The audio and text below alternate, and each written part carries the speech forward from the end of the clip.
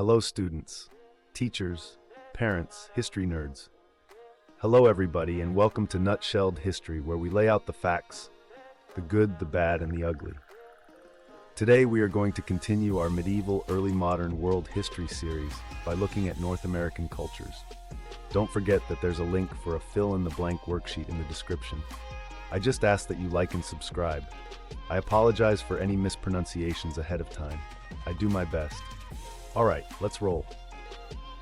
Native North Americans lived in a variety of places with different landforms, climate, and vegetation. Each group developed a way of life that matched its resources. What early cultures inhabited North America? The first people to settle the Americas came from Asia more than 15,000 years ago. In time, people spread all across the Americas. These early settlers did not leave written records. Scientists, however, have learned a lot about them through the study of artifacts, objects they left behind. These include tools, pottery, and even jewelry. Scientists study them to see what people grew, what they hunted, what they wore, and what their homes were like. Among the earliest people to settle in North America were the ancestral Pueblo and the Mississippians. The ancestral Pueblo lived in large communities in what is now the southwestern United States. They built stone homes similar to apartment buildings. Some of these homes were built into the sides of cliffs. Theirs was a dry land, so they dug ditches to make wise use of the little water available. The Mississippians lived in large communities in the Mississippi River Valley. The Mississippians are also called mound builders because they made hills of earth near their farming villages for religious reasons. Who were the people of the eastern woodlands?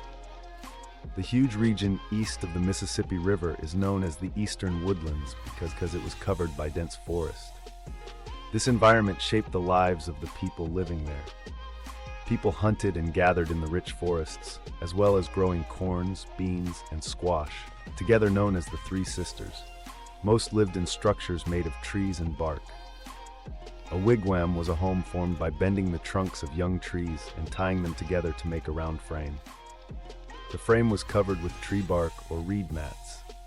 A longhouse was similar but rectangular. In the 1500s, 5 groups in New York formed the Iroquois League to end warfare. People of the Great Plains.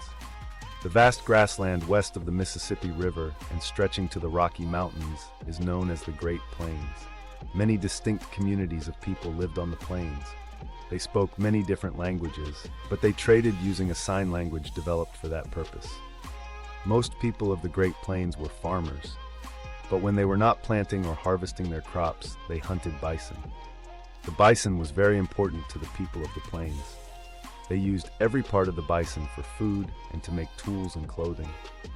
Which cultures lived in the North and Northwest? The people of the Pacific Northwest, the Arctic, and the subarctic were hunters and gatherers. In the Pacific Northwest, the people hunted mostly large ocean animals, including whales. The people of the Arctic are known for their domed snow shelters called igloos. The subarctic cultures covered much of modern Alaska and Canada. They hunted large land animals and gathered berries and other plant foods.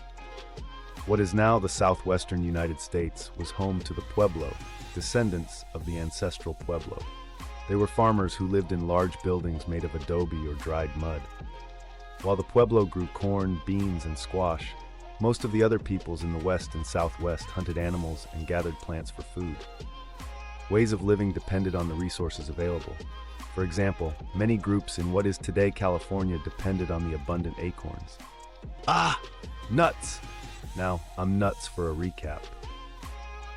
Native North Americans were basically the original experts at adapting to their surroundings, living everywhere from dense forests to arid deserts and rolling grasslands. The ancestral Pueblo built cliffside apartments in the southwest and got creative with ditches to stretch their water supply. The Mississippians, who were really into earthworks and mound building for religious flair, thrived in the Mississippi Valley. Over in the eastern woodlands, folks made their homes out of trees and bark, while cooking up the Three Sisters, corn, beans, and squash, and forming the Iroquois League to make peace in the 1500s. The Great Plains folks had a love affair with bison, using every bit of them from burgers to boots. Meanwhile, the Pacific Northwest folks were out whale hunting. The Arctic crew built igloos to keep warm, and the subarctic dwellers hunted big game and foraged for berries. And in the west and southwest, the Pueblo lived in adobe apartments and stuck with their staple crops, while California groups were acorn aficionados.